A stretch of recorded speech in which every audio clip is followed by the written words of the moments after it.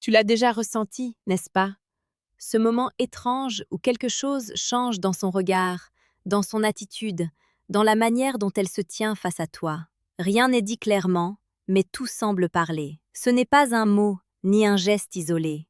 C'est une accumulation subtile de signaux, presque invisibles pour celui qui ne sait pas observer. Et pourtant, pour celui qui comprend, c'est une évidence silencieuse. Beaucoup d'hommes se trompent ici. Ils cherchent des signes évidents, directs, presque bruyants. Mais la vérité, c'est que le désir féminin, lui, ne crie pas. Il se révèle doucement, avec nuance, avec intelligence. Et si tu ne développes pas cette capacité à lire entre les lignes, tu passes à côté de moments précieux, ou pire, tu forces des situations qui n'étaient pas prêtes. Les stoïciens, bien avant nous, avaient déjà compris une chose essentielle. Ce qui est évident n'est pas toujours visible. Comme le disait Marc Aurèle, ce ne sont pas les choses qui troublent les hommes, mais le regard qu'ils portent sur elles. Et dans le jeu de l'attraction, ce regard doit être affûté, calme, presque détaché. Car paradoxalement, plus tu es pressé de comprendre, moins tu comprends. Plus tu cherches à interpréter chaque détail avec anxiété, plus tu te perds. C'est dans le calme intérieur que naît la clarté. Alors laisse-moi te guider dans cette lecture invisible. Quand une femme commence à se sentir prête à une intimité plus profonde, son comportement change d'abord dans son énergie. Elle devient plus présente. Pas simplement physiquement, mais émotionnellement. Elle n'est plus distraite. Elle ne regarde plus son téléphone toutes les 2 minutes. Elle est là, avec toi, réellement. Et cette présence n'est pas un hasard. Elle est un choix. Dans un monde rempli de distractions, offrir son attention est une forme d'investissement. Épictète disait que là où va ton attention, va ta vie.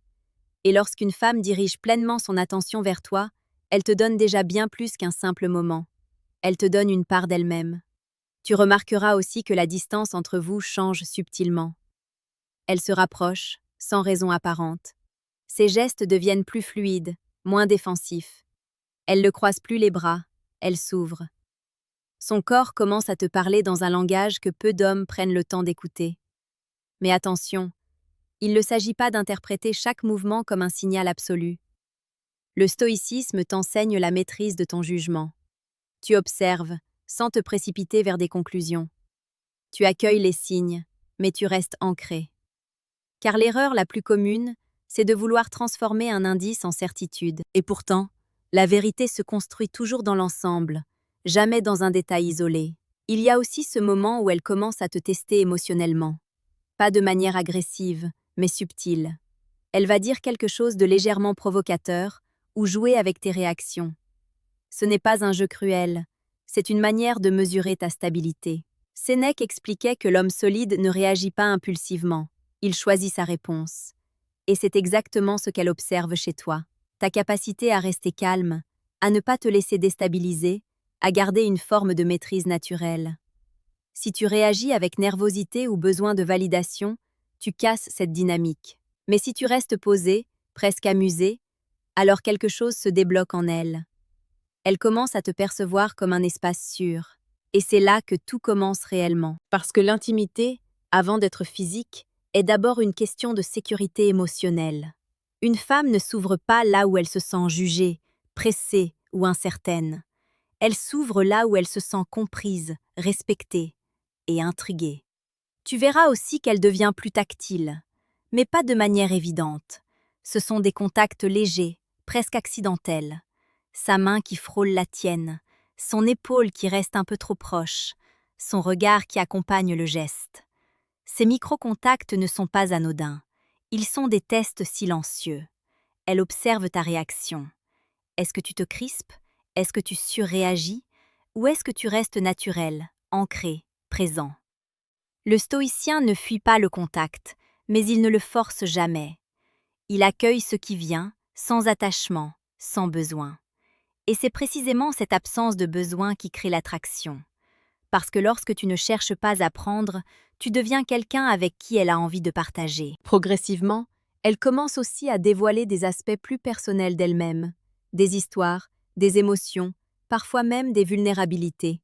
Ce n'est jamais immédiat, c'est un processus. Et si tu es attentif, tu comprendras que chaque confidence est une porte qu'elle entr'ouvre. Marc Aurèle disait que l'âme se dévoile dans la confiance. Et cette confiance ne se demande pas, elle se mérite.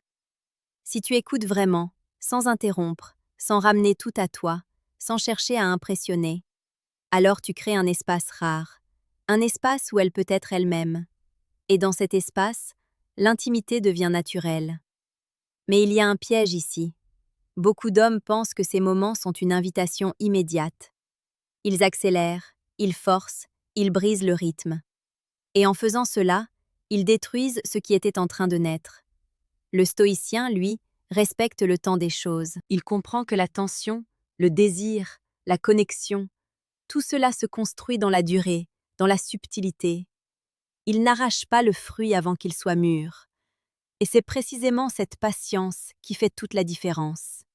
À un moment, tu remarqueras que son regard change. Il devient plus intense, plus profond. Elle te regarde non plus simplement pour te voir, mais pour te ressentir. Ce type de regard ne se simule pas. Il est le reflet d'une ouverture intérieure. Et si tu es suffisamment présent, tu le reconnaîtras instantanément. Mais encore une fois, ne te précipite pas. Ne transforme pas ce moment en objectif. Reste dans l'instant. Car comme le disait Épictète, ce n'est pas ce qui arrive qui compte, mais la manière dont tu l'accueilles. Et dans cette dynamique, ton rôle n'est pas de contrôler, mais de comprendre. Il y a quelque chose de presque imperceptible qui se produit ensuite. Ce n'est plus seulement son comportement extérieur qui change, c'est la manière dont elle te laisse entrer dans son monde intérieur. Elle commence à te poser des questions différentes, plus profondes, moins superficielles. Elle ne cherche plus seulement à passer un bon moment, elle cherche à te comprendre. Et cette bascule est essentielle. Parce qu'à cet instant précis, tu n'es plus simplement un homme avec qui elle échange. Tu deviens quelqu'un qu'elle envisage autrement. Quelqu'un avec qui une connexion plus intime devient possible. Mais là encore, la majorité des hommes commettent une erreur subtile. Ils se mettent à parler davantage, à vouloir prouver leur valeur, à impressionner. Ils remplissent le silence, pensant que le silence est un vide.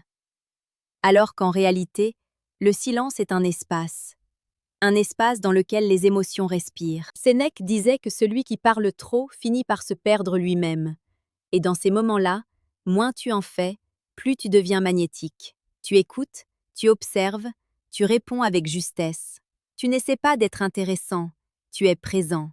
Et cette présence devient rare. À mesure que cette connexion s'installe, tu remarqueras qu'elle devient plus joueuse. Elle te taquine, elle rit plus facilement. Elle cherche une forme de complicité légère. Ce n'est pas anodin. C'est une manière de créer un terrain émotionnel confortable, où la tension peut exister sans pression. Le jeu, ici, n'est pas une distraction. C'est un langage. Un langage qui permet d'approcher l'intimité sans la nommer. Et si tu entres dans ce jeu avec rigidité ou sérieux excessif, tu le brises. Mais si tu restes fluide, détendu, légèrement imprévisible, alors tu renforces cette dynamique. Le stoïcien ne rejette pas le jeu, il le comprend. Il sait que la légèreté est une forme de maîtrise. Peu à peu, elle commence aussi à réduire ses barrières. Ce que j'entends par là, ce ne sont pas seulement des gestes physiques, mais des signaux beaucoup plus profonds. Elle devient moins sur la défensive, moins dans le contrôle. Elle ne cherche plus à tout maîtriser. Et ça, c'est un signe extrêmement fort, parce que le besoin de contrôle est souvent lié à la peur. Et lorsqu'une femme commence à lâcher ce contrôle en ta présence, cela signifie qu'elle se sent en sécurité. Épictète expliquait que l'homme libre est celui qui n'est pas esclave de ses peurs. Et dans ce contexte, ta stabilité émotionnelle lui permet de relâcher les siennes. Tu deviens, sans même t'en rendre compte, un point d'ancrage. Il y a aussi ces moments où elle prolonge le temps passé avec toi. Elle trouve des excuses pour rester, même lorsque la rencontre aurait pu naturellement se terminer. Elle ralentit le départ, elle relance la conversation, elle crée des prolongations invisibles. Ce comportement est révélateur. Parce que lorsqu'une personne veut partir, elle part. Mais lorsqu'elle reste, c'est qu'elle ressent quelque chose qu'elle ne veut pas interrompre. Et encore une fois, ton rôle n'est pas de capitaliser immédiatement sur cela. Ton rôle est de laisser cet espace exister, sans le brusquer. Marc Aurèle nous rappelle que la nature suit son propre rythme. Et dans les relations humaines, ce rythme est sacré. Forcer, c'est rompre. Respecter, c'est construire. À un moment donné, tu percevras aussi une forme de cohérence entre ses mots et ses actions. Elle ne se contente plus de parler, elle agit en accord avec ce qu'elle ressent. Elle te contacte, elle répond avec attention, elle s'investit. Et cette cohérence est rare, parce que dans beaucoup d'interactions modernes, les intentions sont floues, contradictoires. Mais lorsqu'une femme est prête à aller plus loin, cette confusion disparaît progressivement. Tout devient plus clair, pas parce qu'elle le dit explicitement, mais parce que tout, dans son comportement, pointe dans la même direction. C'est ici que beaucoup d'hommes doutent encore. Ils se demandent: est-ce que je me fais des idées? Est-ce que j'interprète mal? Et ce doute, s'il devient trop présent, peut te faire perdre ton alignement.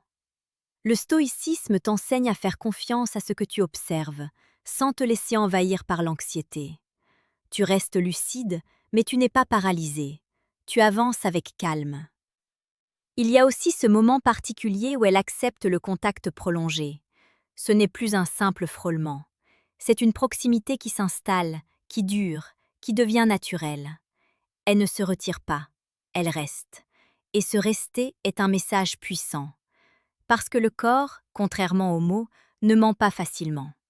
Mais encore une fois, tout est dans la manière dont tu réponds. Si tu deviens brusque, si tu accélères trop vite, tu brises cette harmonie. Mais si tu restes à l'écoute, si tu respectes le rythme, alors cette proximité se transforme en connexion. Et cette connexion devient évidente. À ce stade, tu n'as plus besoin de chercher des signes. Tu les ressens. Mais laisse-moi te dire quelque chose d'essentiel. L'intimité ne doit jamais être un objectif. C'est une conséquence d'une présence réelle, d'une compréhension fine, d'un respect du rythme de l'autre. Si tu en fais un but, tu deviens tendu. Si tu restes dans le moment, elle vient naturellement. C'est exactement ce que les stoïciens appelaient vivre en accord avec la nature. Ne pas forcer, ne pas précipiter, ne pas contrôler, simplement être. Et c'est dans cet état que tu deviens réellement attirant. Pas parce que tu fais plus, mais parce que tu es différent. Et puis, il y a ce moment que peu d'hommes savent reconnaître, parce qu'il ne ressemble à rien d'extraordinaire en apparence. Tout semble simple, presque banal, et pourtant, c'est là que tout se joue. Elle devient calme, pas distante, pas froide, mais apaisée, comme si elle n'avait plus besoin de jouer un rôle, plus besoin d'impressionner, plus besoin de se protéger. Elle est là, entièrement elle-même, sans effort. Et cette tranquillité est un signe profond. Parce que lorsqu'une femme atteint cet état en ta présence, cela signifie qu'elle a cessé de te percevoir comme une incertitude. Tu n'es plus une question, tu es devenue une évidence. Sénèque disait que la paix intérieure ne vient pas de l'extérieur, mais de l'alignement. Et dans cet instant, elle ressent cet alignement avec toi. Mais c'est précisément ici que tout peut basculer, parce que beaucoup d'hommes, arrivés à ce stade, laissent leur désir prendre le dessus. Ils deviennent impatients, ils veulent concrétiser, accélérer, sécuriser. Ils sortent de cette présence calme pour entrer dans une forme de tension. Et cette tension, elle la ressent immédiatement. Le stoïcien, lui, reste maître de lui-même. Il ne confond pas opportunité et précipitation. Il comprend que ce moment de calme est fragile, précieux, et qu'il ne doit pas être brisé par un besoin mal maîtrisé. Comme le rappelait Marc Aurèle, celui qui se contrôle lui-même contrôle tout le reste. Et dans cette maîtrise, il y a une forme de puissance silencieuse. À ce stade, tu remarqueras aussi qu'elle accepte les silences sans gêne. Vous pouvez être ensemble sans parler, et pourtant, il ne se passe rien de lourd. Au contraire, il y a une forme de confort. Ce type de silence est rare, parce qu'il signifie que la connexion ne dépend plus des mots. Elle existe au-delà. Et lorsque deux personnes peuvent partager ce silence sans malaise, cela veut dire que le lien est déjà installé à un niveau profond. Mais il y a encore un dernier élément, le plus subtil de tous. Elle te laisse mener. Pas de manière soumise ou passive, mais avec confiance. Elle ne cherche plus à diriger chaque interaction. Elle suit ton énergie, elle s'aligne sur ton rythme. Et cette confiance, elle ne se donne pas à n'importe qui. Elle se donne à celui qui a su prouver, sans mots, qu'il était stable, cohérent et respectueux. Épictète disait que la véritable autorité ne s'impose pas, elle se révèle.